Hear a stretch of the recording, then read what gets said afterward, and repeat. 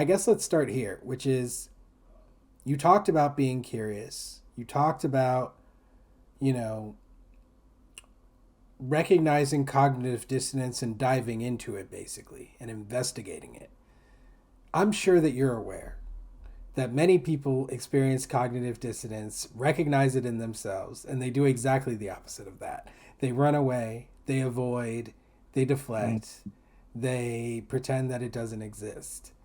In the race context, I would say it's extreme yeah, how frequent it is and how prevalent it is. I'd say it's the norm. So I guess my question is, you know, what do you think it is about you and I who are curious people who want to seek out these answers and these truths?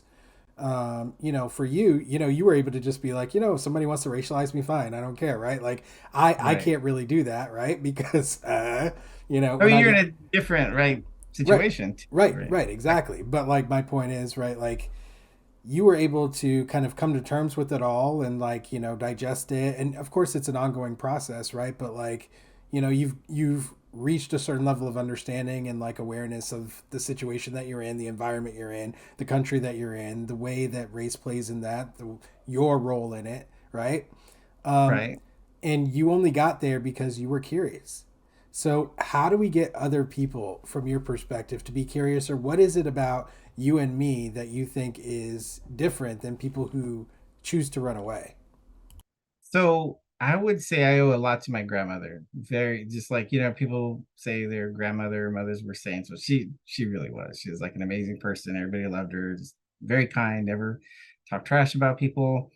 And she never said it out loud. But one of the she lived by example, the idea or the value that all humans have equal and intrinsic value. So I have drug addicts in my families that, who we would call low lives, right? Uh, People that are well educated. She didn't treat anybody any differently, based on kind of their social status or behavior, even, if they've done bad things.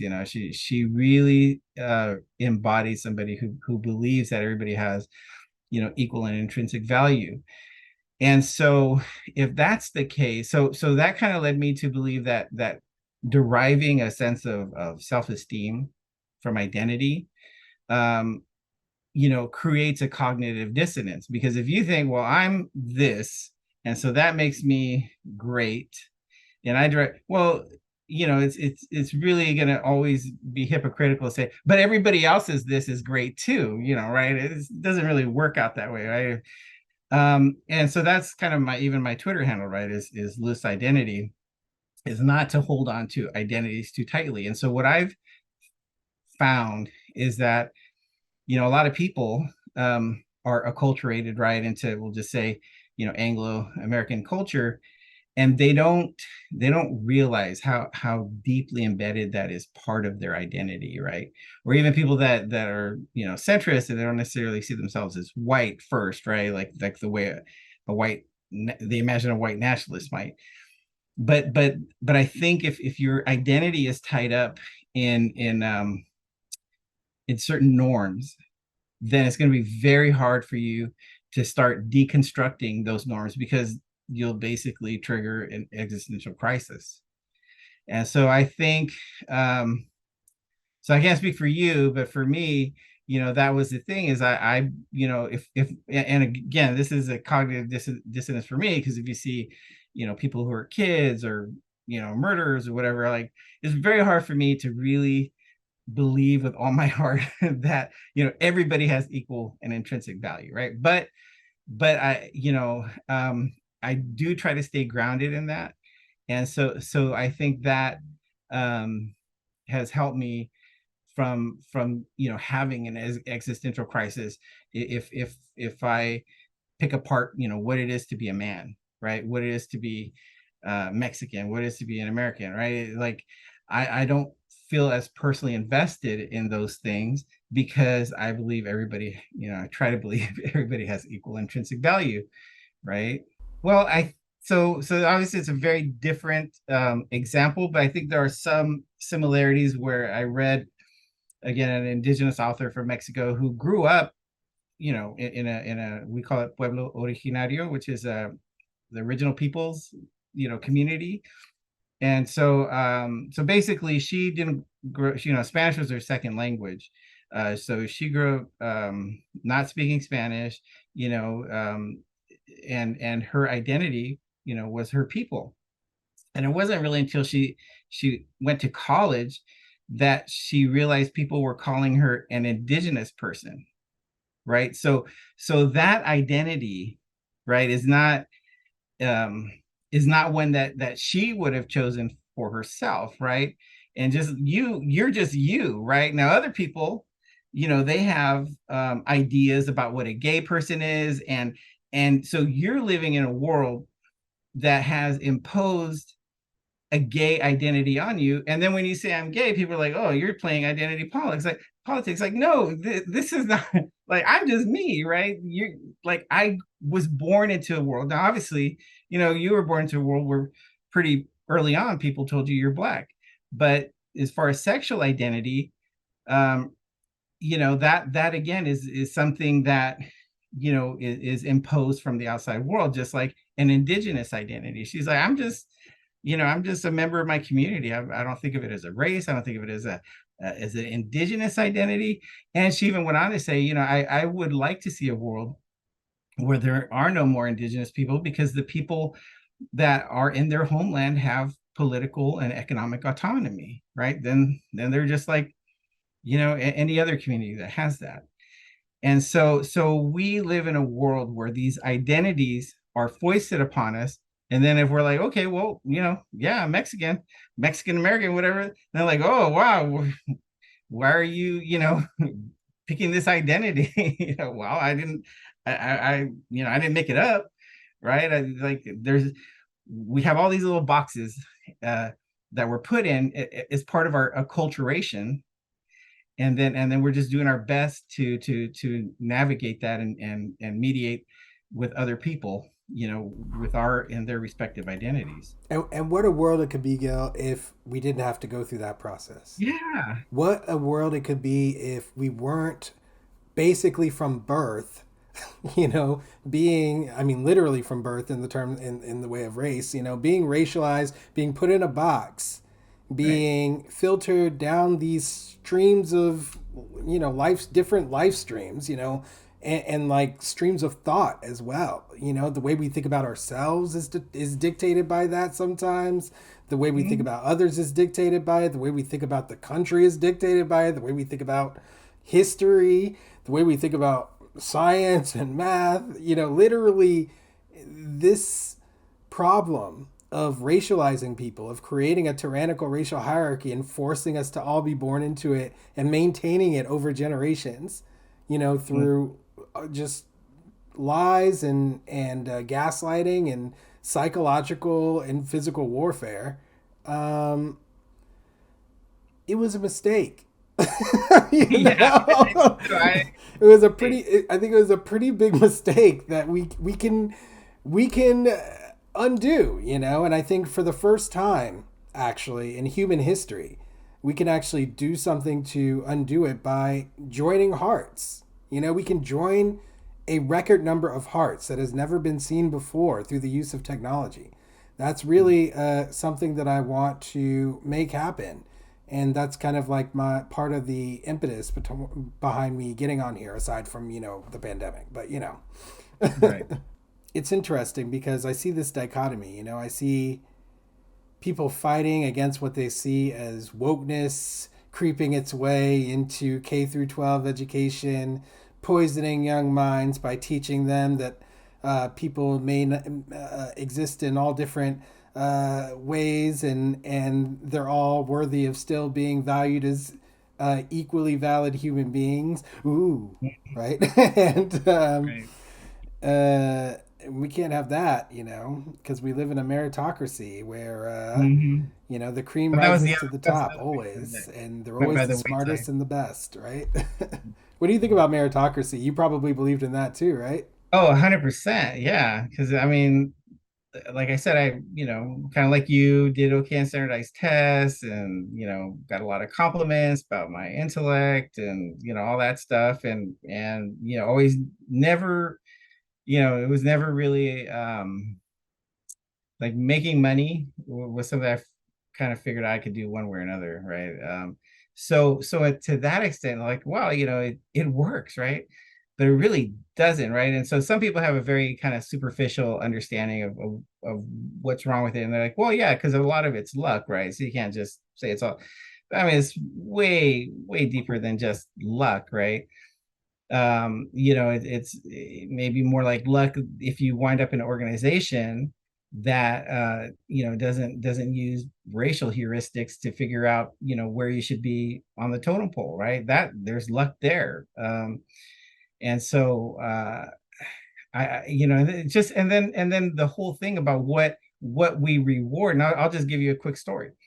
So my I don't come out looking like a very good person here, but so my buddy is an accountant. I was the CFO, right? So I understand, as a chief financial officer, finance director, so I understand, what he does. And he was saying, and he's like a very Rogan, loving kind of guy, a little bit of a conspiracy theorist, but, good man. He's a good dude. So we were chatting, and he was saying that he thinks that AI is going to replace accountants within 5 years, right? It'll take a little longer, but it will, you will be able to run a lot of the custom reports that take up a lot of work that accountants do on the fly, right? Like, and so what I said, if I were you, I was like the king of reorging, which is one of the reasons I got promoted quickly. So if I was you, I would like master like AI, and then say, these are the positions that we don't need anymore. But make sure mine isn't one of them, right? I mean, you gotta be a shark. So that's the kind of behavior the meritocracy rewards, right? And you have that other, like the rich dude, the billionaire from Australia, saying, well, we gotta end this work from home because these white collar workers are getting too uppity, basically, right? I don't know if you saw that one go around. He's like a real estate developer. And so the merit, so it's not just luck, but the meritocracy rewards really rancid behavior, like really terrible, unethical things. And so another conversation. So I was lucky I had a job in government for a while where I was talking to my boss about how we would use certain money, right? And so long story short, she's like, is it legal to use this pot of money this particular way? And so we had like a 40-minute conversation, because I asked the lawyers, like, you're the expert on this, you tell us what we want to do, and we'll tell you how legally defensible it is, but we can't tell you, whether or not you can use this pot of money for this thing, because that's your job, man. That's a very typical answer I got from lawyers. So, or from in-house counsel. So anyways, so we talked for like 40 minutes if it was legal. And she was one of my best mentors. After we talked about it, whether or not it was legal, she says, is it ethical? And so we had another 30-minute conversation about that. But I've worked with like real estate developers, garbage haulers, like, some of these industries, like, just, is it ethical? The only reason they would want somebody like me to kind of talk about that, to kind of, run that by them, is just so they can manage the PR side of it. Like, what's the headline going to be? All right, so we can manage that. It's not the decision making, is not affected by if it's ethical or not, only if it's legally defensible. And so that to me is the biggest, one of the biggest problems I would say that I have with the meritocracy is it rewards some some pretty terrible behaviors, and it rewards not having a moral compass, where I think there's this really huge misunderstanding that especially among reactionaries, because they're just going by what they feel, that like reactionaries are tolerating or holding their noses to to elect Trump, because they just can't stand the wokeness, right? That it's the illiberal wokeness. But the truth is, if you read Robert P. Jones, Kristen Dumais, Bradley Onishi. If you read any of these people that have deep, deep roots in the evangelical community, they're all like, no, he is the embodiment of what they like.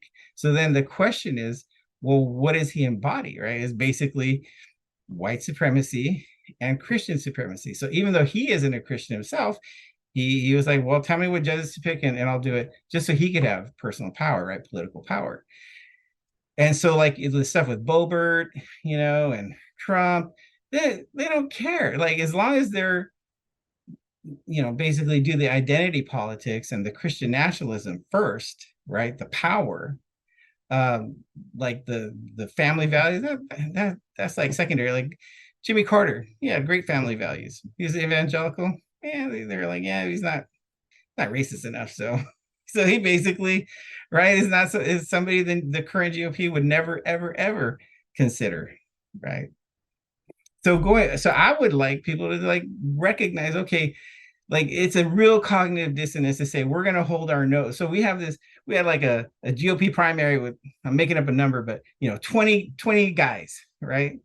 Before, and we have a dozen now, and even a gal, right? And they're not even coming close, right? So it's not like they're holding their nose for this guy. He is the embodiment. And I think that like all these like New York Times, all these um moderate, or I don't know, center, whatever you want to call them, people just do not understand the extent to which people like Donald Trump embody the values of the current GOP. And I think if they understood that, then they can start asking the right questions. But as long as they're like, basically, well, it's all just, woke reactionaryism. I think we're gonna be in for a rough ride. People have been steeped in these racial hierarchies, these racial ideas. Ultimately, if you travel down a path of learning about them and understanding them, you have no choice but to arrive at certain places. Right. And if you're truly seeking the truth about this subject matter, and ultimately those places are going to make you feel uncomfortable no matter who you are. Like I had to accept that my ancestors were slaves, right? And that those slaves were traumatized. There's all kinds of traumatic, crazy stories in my family line that I can trace back now through all kinds of different methods. But like, um, you know, those experiences down to my parents' experience growing up in Jim Crow, where my dad couldn't swim in his neighborhood pool and my mom, is being called the N word as she collects lunch money.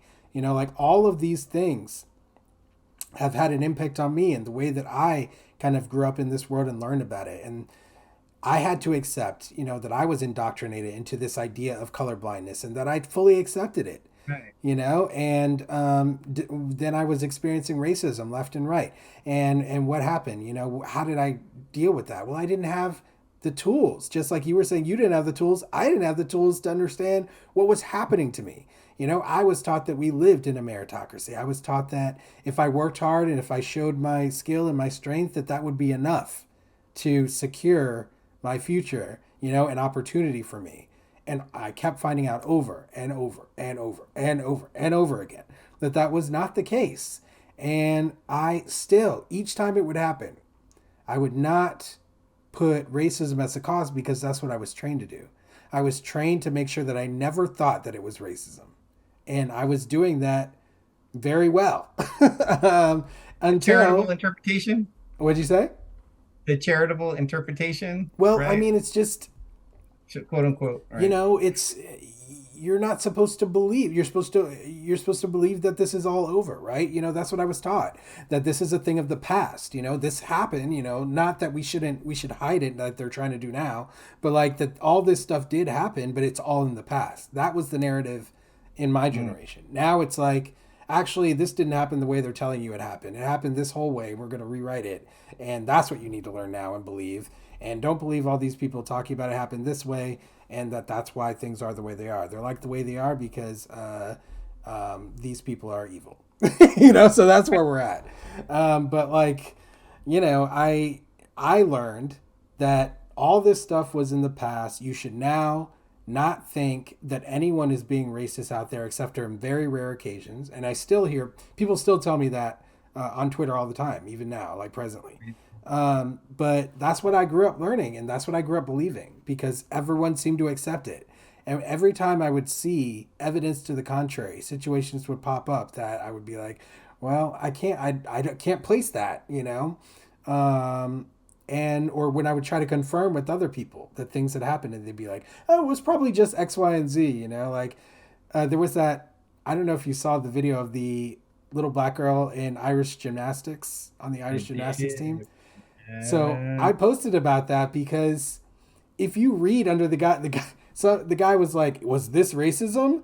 You know, and that was his post Hello. about it. Was this racism? There was one black girl on the United States gymnastics team. A woman is literally walking down the line, giving every single girl a medal, looks directly at the black girl, steps to the next person, and puts a medal on her neck and continues on, runs out of medals, go back and get some, finishes giving all the white girls the medals, and the black girl's just looking around like, am I gonna get a medal? Like, what's going on? She's I trying saw not to that. panic or anything, but like you can see that it's having a huge impact. It's one of the most devastating videos, you know, for anyone to watch, but especially a racialized black person who has had racialized experiences throughout their lives where they were dehumanized, where they were overlooked, where they were suppressed, where they were not celebrated despite their success.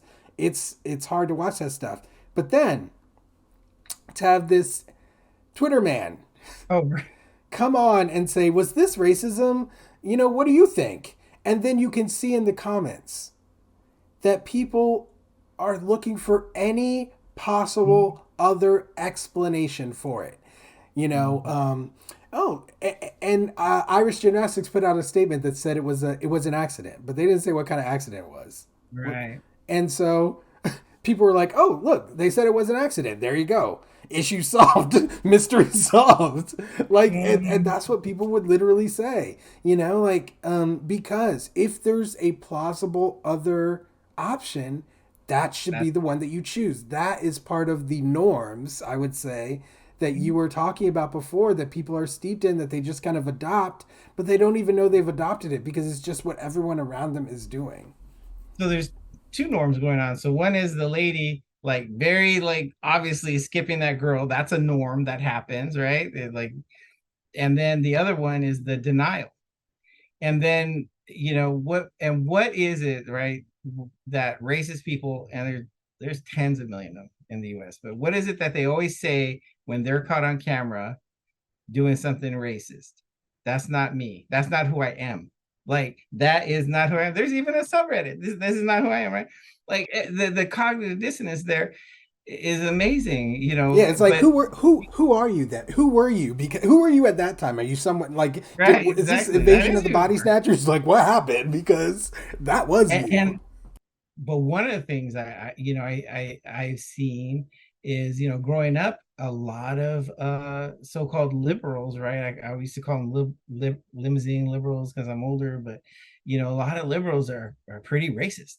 I'll give one example. When I was in Oakland, right, which is considered a very woke city, if you want to use that word, the politics are very, very left leaning, but there are so many racist people in political Bro, power there. racism Like, knows no political right. boundaries. But they're on the left, right? So they would be on paper, right, part of that anti-racism effort. Or if you even look what happened in Los Angeles, right? These Democratic Bro, what politicians. papers we're looking at some different papers Right. like But cuz I say so that's part of the effort too, is deconstructing, these ideas. Like I'll give you an example. When I worked at the Oakland Police Department, we were doing a gang injunction to basically stop gang members from associating with each other.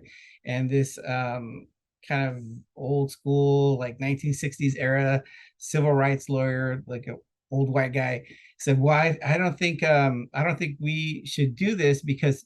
From what I've heard from Mexican Americans, the word norteño, which is a gang here in California, the word norteño just is a generic word for any Mexican American, right? So he was wrong about that, but like he just basically is racializing people, and I've anyways, even politicians, like I heard him say, like personally heard them say pretty racist stuff, right?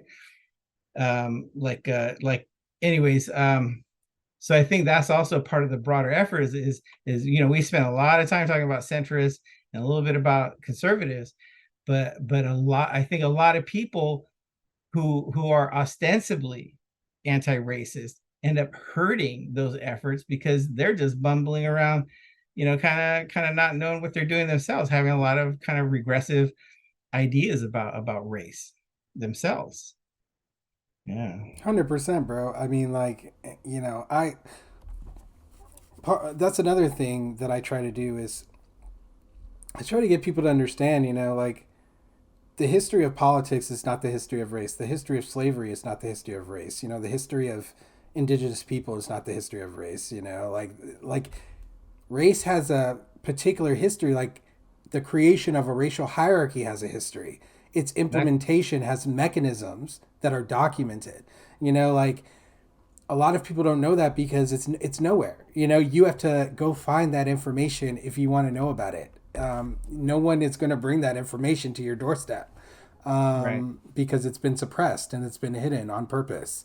And Mm-hmm. so that's what we're dealing with here, right? It's like a situation where it's so difficult to find the information and you also have very little incentive to go find it. That's why people like me and you who have a high level of curiosity are the ones who end up finding out, but Right. like people who don't have that, they're never going to stumble upon the reality of race. And so I want to bring the reality of race to people, right? We have to start bringing it to people actively, continuously. And yeah, that's why people are, when I read on social media, people are like, I'm sick. Why does everything have to be about race? I'm sick of hearing about race. I'm like, good. I'm like, good. Then we are Mm-hmm. getting somewhere. If you're sick of it, that means that you are getting the message that this is an issue that we all need to think about and discuss and is making you feel some kind of way. And that's better than you sitting there believing in a colorblind society. That is a step to me, The Mm-hmm. next step is saying, well, let me actually listen and think about what these people are saying. And that's what I want to help facilitate, right? I'm willing to step into a hostile crowd, onto a stage, invite people to speak to me on stage. Anyone can come, I won't stop anyone. Sit down across from me, have a conversation. I'll listen to your ideas, even if they're racist. I'll listen, I'll Mm-hmm. respond, I'll be respectful. I'll treat you like a human being that you actually are. And I just choose that people treat me that way too. And that's it. And we're going to do it. Mm-hmm. And it's nothing to be scared of. Even though there's so many messages telling us to be scared of communicating with each other, you know, um, the truth is we're all we have, you know, We are. we're all That's we have. So like we can't pretend otherwise. And it's time to face the music. This issue will be our country's downfall. mm-hmm. It truly will, unless we deal with it. We can no longer ignore it. There's too much information out there. That's too accessible. Like a conflict is here, and it's not going to go away. Like this, the ebbs and flows, the rise and falls of race relations and race dynamics. It's about to change drastically. This new generation, they're way more educated on these Oh issues yeah. than any generation that has come before. Drastic again. And they're different, man, in a lot of ways than everyone has come before them because they grew up with an exponentially larger amount of inputs into their brains than any of us ever have.